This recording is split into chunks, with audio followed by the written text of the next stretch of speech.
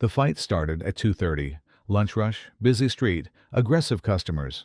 Miguel was preparing tacos when the troublemakers arrived. Loud, violent, clearly looking for problems. He was 67, alone. Police would take 10 minutes to arrive. But Miguel wasn't afraid. Because 25 years ago, he'd faced much more dangerous situations. In the Air Force, on the corner of 5th Street and Broadway, Miguel's Tacos had been parked in the same spot for 15 years. Bright orange food truck, colorful Mexican flag, cheerful mariachi music. Miguel Ramirez was 67 years old, arriving every morning at 6, leaving every evening at 9. Miguel's specialty was authentic Mexican street food, carnitas tacos, al pastor, fresh guacamole, homemade salsa. But more importantly, Miguel had a warm personality and genuine care for his customers. "Best tacos in the city," said regular customer Jenny Chen. "Miguel makes everyone feel like family."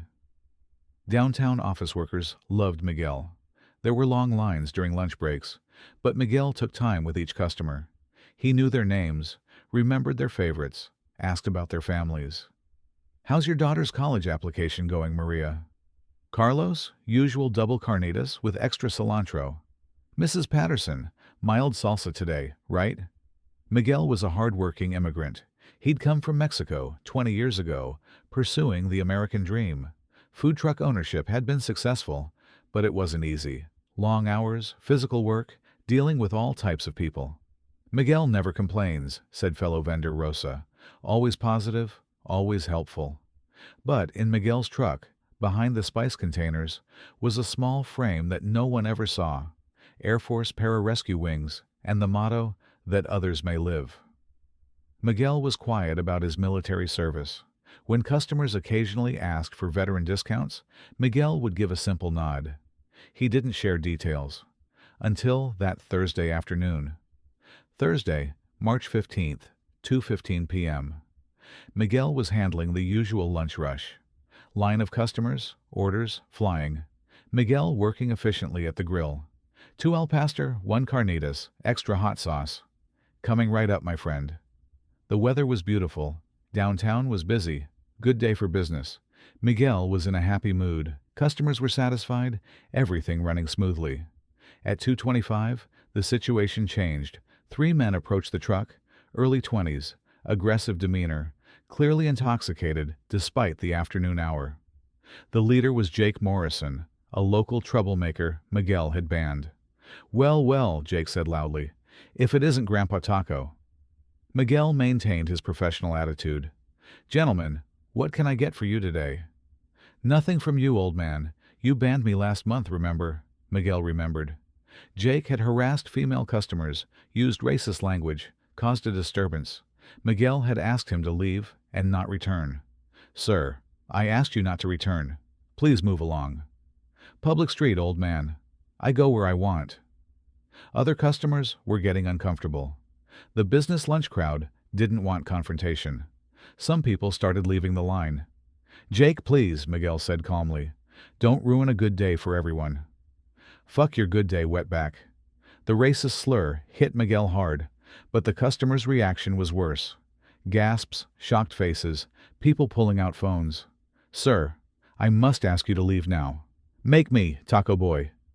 Jake pushed Miguel's prep table, sending containers flying. Food scattered, workspace destroyed. That's when other customers intervened. "Hey," a businesswoman called out. "Leave him alone." "Call the police," another voice shouted. But Jake's friends joined the confrontation. Now, 3 aggressive men versus a crowd of office workers. The situation was escalating rapidly. Miguel assessed. 3 aggressors, dozen innocent bystanders, enclosed space, potential for serious harm. Jake grabbed a metal spatula from Miguel's grill, making a threatening gesture. "Everyone back off, or the old man gets hurt." Customers were panicking, some running, others filming. Chaos was replacing the peaceful lunch scene. "Miguel!" customer Maria shouted. "Get out of there!" But Miguel didn't run. Instead, something shifted in his posture. Jake swung the spatula toward Miguel's head. What happened next shocked everyone. Miguel moved with fluid precision, ducked, stepped inside Jake's swing, disarmed him in one smooth motion. The spatula clattered 20 feet away. "Son," Miguel said. His voice completely changed. "You need to step back, now." Jake's friends rushed forward. Miguel positioned himself tactically. Back to truck, clear sight lines, multiple escape routes available. "Anyone else moves aggressively. Someone gets hurt," Miguel stated calmly. "Command presence, military bearing, absolute confidence." Jake tried to rush Miguel again. Miguel used minimal force, pressure point control, immobilization technique. Jake was on the ground, controlled but unharmed. "Stay down," Miguel commanded. Friend number 2 pulled a knife. Miguel's training kicked in completely. 25 years of muscle memory, combat reflexes, life or death decision-making. Miguel disarmed the knife-wielding attacker using techniques learned in hostile territory extractions. Weapon secured, threat neutralized, no excessive force used. The third attacker saw his friends defeated and ran away. Miguel stood calmly among the food truck chaos, 2 aggressors safely restrained, customers staring in amazement. "Is everyone okay?" Miguel asked, checking the crowd. Phone videos were capturing everything. Social media posts beginning. Food truck owner stops 3 attackers single-handed. Police sirens were approaching. Miguel waited patiently, breathing normal, heart rate steady, muscle memory from dozens of combat missions. Police arrived to find the situation completely controlled. 3 suspects restrained, weapons secured, witnesses cooperative. "Sir, what happened here?" Officer Martinez asked Miguel. 3 men attacked my truck and customers. I defended everyone." "How did you restrain 3 attackers by yourself?" Miguel hesitated. "Military training." "What branch?" "Air Force."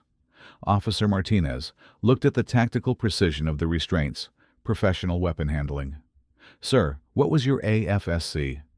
"Pararescue." Officer Martinez's eyes widened. "Air Force Pararescue, among the most elite military units." "PJ?" "Yes, sir. Staff Sergeant, 38th Rescue Squadron." "Holy shit," Martinez muttered. "Deployment?" "Afghanistan, Iraq, multiple tours." A paramedic arrived to check Miguel for injuries. Rolling up his sleeves revealed a tattoo. Air Force Pararescue Wings, motto, that others may live. "Sir," the paramedic said, "this tattoo, you're really pararescue?" Miguel nodded quietly. "My brother's army. Says PJs are the toughest SOBs in the military." Customer Maria approached Miguel.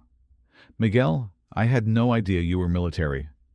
"It's not important, Maria. I just want to serve good food." "Not important? You just saved all of us." Other customers were gathering, expressing gratitude, amazement, respect. "Miguel," business customer Carlos said, "I've been eating here 2 years. Never knew you were a war hero." "I'm not a hero, Carlos. I make tacos." But videos were already viral. Veteran food truck owner defeats 3 attackers. Media calls starting. News crews arriving. Miguel cleaned up the truck damage, prepared to reopen. Normal service resuming. Word spread in the veteran community. Air Force personnel, especially, started seeking Miguel out. Young airmen from the nearby base made special trips to his truck. "Mr. Ramirez, I heard you were a PJ. I'm training for pararescue selection." Miguel would serve food and share advice during quiet moments. "Son, PJ training is the toughest in the military, but if you're committed to that others may live, you'll find the strength." "What's the hardest part?" By evening, Miguel's story had spread citywide. Local news interviewed witnesses, social media shared videos, veteran organizations reached out. Air Force Pararescue, veteran protects customers. From combat rescue to street tacos, Hidden Hero serves community for 15 years. Miguel tried avoiding publicity, focusing on business, but customers now looked at him differently. "Thank you for your service. Can I buy your lunch?" "My son's in the Air Force. Would you talk to him?" Miguel appreciated the respect, but felt uncomfortable with the attention. The next day, an unexpected visitor arrived at the truck. Retired Air Force Colonel Robert Davis, 62 years old, had seen the news coverage. "Staff Sergeant Ramirez?" Miguel looked up from prep work. Yes, sir. Colonel Davis, retired. I wanted to meet the PJ, who's been serving this community. Davis saluted Miguel. Outstanding work yesterday, Airman. Miguel returned the salute. Muscle memory from decades past. Thank you, sir. I've been researching your unit. 38th Rescue Squadron, Moody Air Force Base. You boys did incredible work in Afghanistan. We all did our jobs, sir. More than that, I read the mission reports.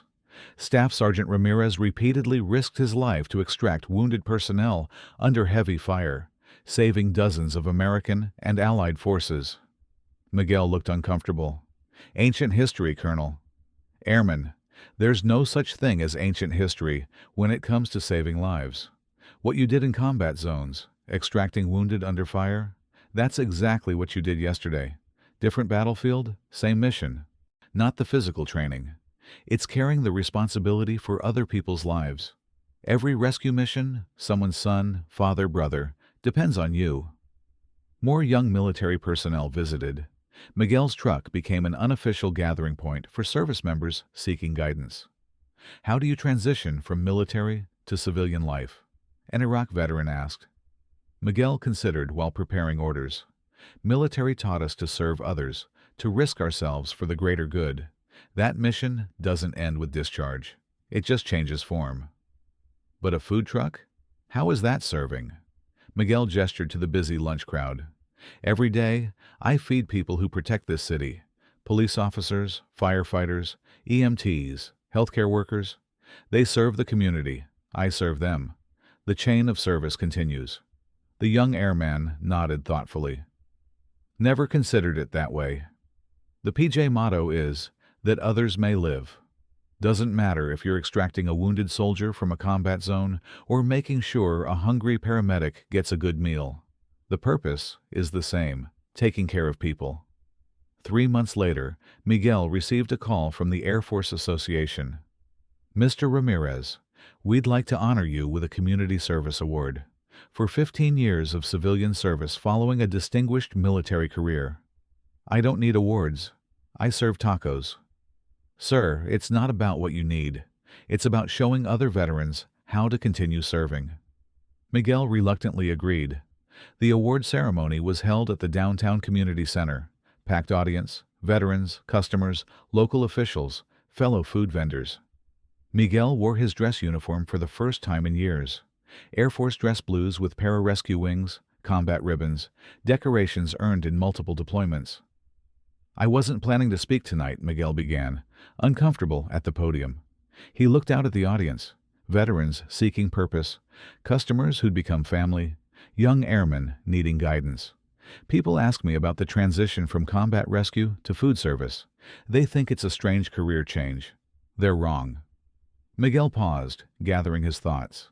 In the Air Force, my job was rescuing people in danger. Here, my job is nourishing people who serve others. In combat, I used helicopters and medical training. Here, I use a grill and customer service. Different tools, same mission. He looked at the veterans in the audience. For military personnel leaving service, your skills transfer to the civilian world. Discipline, attention to detail, service to others, these are needed everywhere. Miguel held up his pararescue wings. These wings represent a commitment to saving lives. Wearing them means continuing that mission, however possible. A young veteran in the audience asked, "What's your advice for finding purpose after the military?" Miguel smiled. Find your food truck. Find a way to serve others that uses your skills and passion. Might be cooking, might be teaching, might be building. What matters is continuing the mission of service. 6 months after the incident, Miguel's Tacos had become more than a food truck. It was a community gathering place, veteran support center, symbol of service continuing. Military families brought children to meet Miguel. Veterans struggling with transition sought his advice. Young service members learned about post-military careers.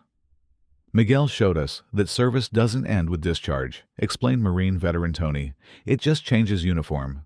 Miguel's truck now displayed a small American flag, Air Force decal, photos from customer families.